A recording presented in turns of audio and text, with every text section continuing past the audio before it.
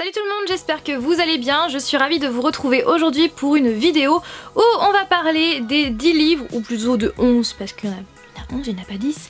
Bon, on va pas chipoter. Des 10 livres que j'attends avec beaucoup d'impatience au mois de juillet ainsi qu'au mois d'août. Donc je vais vous présenter tout d'abord les romans et je vais terminer par les comics. Donc sur ce, c'est parti. Pour commencer, le 5 juillet prochain va sortir The Sun is Also a Star par Nicolas Yoon. Un livre que j'attends avec beaucoup d'impatience depuis des mois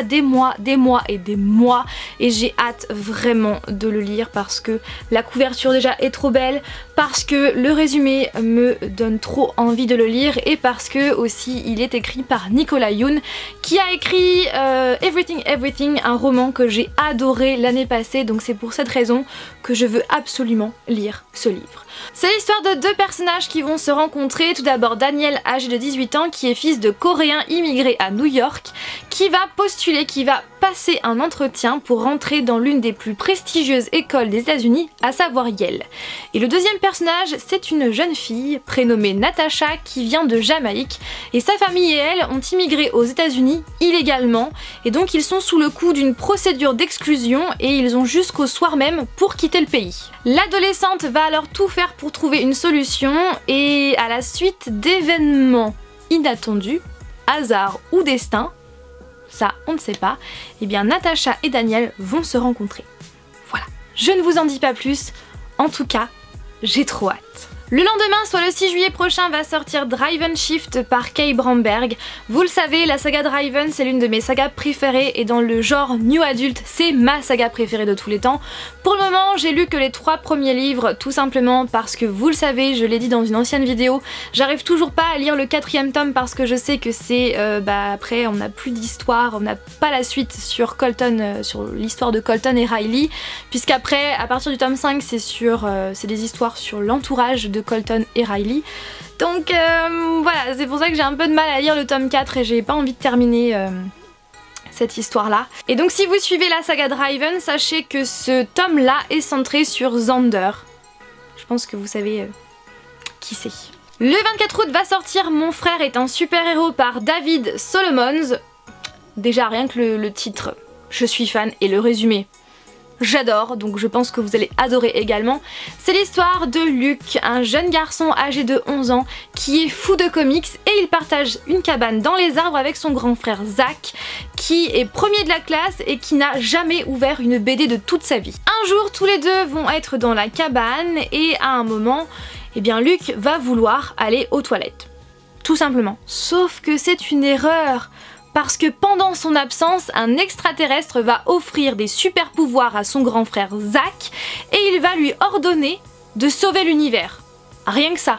Vous imaginez la tête de Luke quand il revient, il est monstrueusement contrarié, mais pas trop longtemps puisque Zach va se faire kidnapper par une créature redoutable et à partir de là, eh bien, Luke et ses amis vont devoir prendre le relais et sauver la planète et aussi Zach.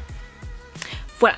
Je ne vous en dis pas plus, clairement je suis fan du résumé, je suis fan de la couverture, je suis fan du titre, bref j'ai trop hâte. Le 16 août va sortir Les lettres volées par Silène Edgar. À l'époque des Précieuses en 1661, Mademoiselle de Sévigné, alors âgée de 16 ans, va faire son entrée à la cour avec un C majuscule. Françoise y vit nombre d'aventures sans toutefois en parler à sa mère, notamment en ce qui concerne l'enquête qu'elle mène secrètement afin de retrouver un papier qui prouverait l'existence d'une liaison entre sa mère et Fouquet. Nicolas Fouquet qui était le surintendant des finances de Louis XIV. Oui. Un personnage qui a réellement existé. Et donc, ce cher Fouquet serait-il le père secret de Mademoiselle de Sévigné? Eh bien ça, plus qu'à lire le livre pour savoir la suite. Et en tout cas, j'ai hâte parce que moi j'adore l'histoire et j'adore surtout cette période de voilà, le XVIIe siècle avec Louis XIV. Je passe maintenant aux comics. Donc pour commencer, le 5 juillet prochain va sortir Postal. Donc le résumé dit: bienvenue à Eden, une ville bâtie par les criminels mais où aucun crime n'est autorisé. Au moins, ça se dit.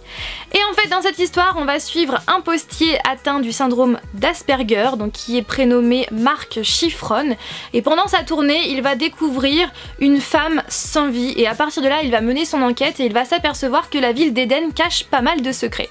Voilà, je ne sais pas ce que vous en pensez, mais j'aime beaucoup le résumé et j'ai hâte de lire et de voir les planches de ce comics. 2 jours après, soit le 7 juillet, va sortir Superman Rebirth, le tome 1, le fils de Superman.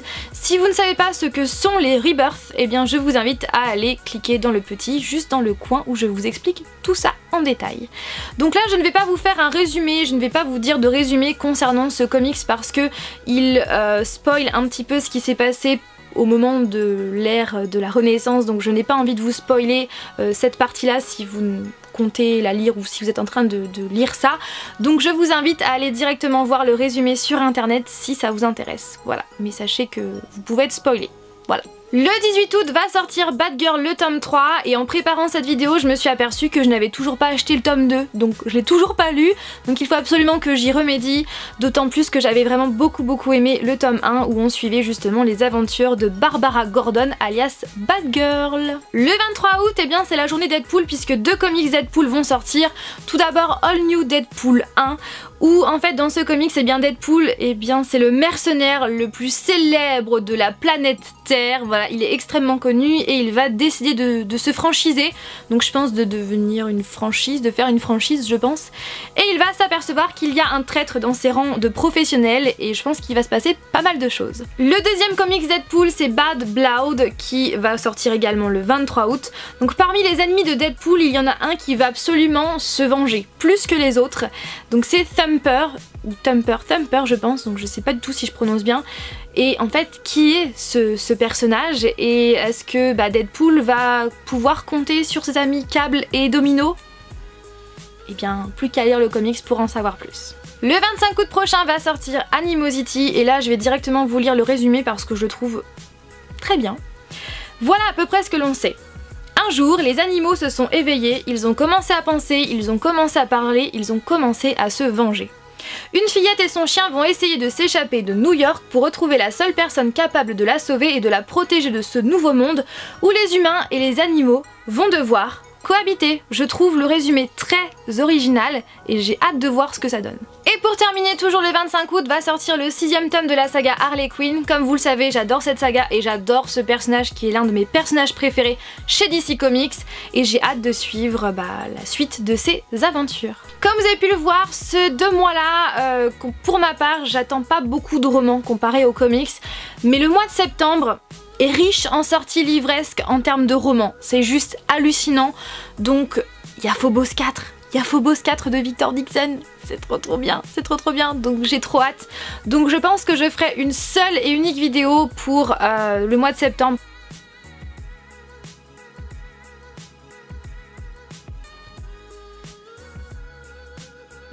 Voilà tout le monde, concernant cette vidéo, j'espère qu'elle vous a plu. N'hésitez pas vous aussi à me dire en commentaire les livres que vous attendez avec beaucoup d'impatience au mois de juillet ainsi qu'au mois d'août. Je suis très curieuse. Sur ce, je vous fais tout plein de bisous et je vous dis donc à dimanche prochain pour une nouvelle vidéo. Bye!